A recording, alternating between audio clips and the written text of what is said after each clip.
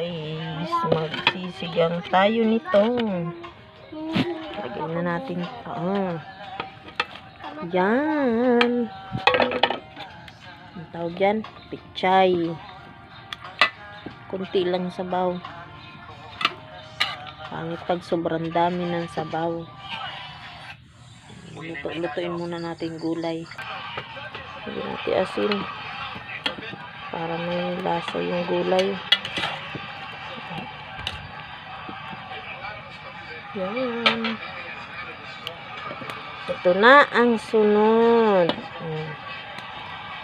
Lagyan na natin bagay sa tag-ulan, sabaw. Magsisigang tayo ng hipon. Kasi maulan.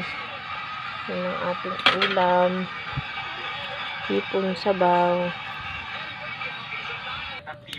Lagyan natin ng sinigang original.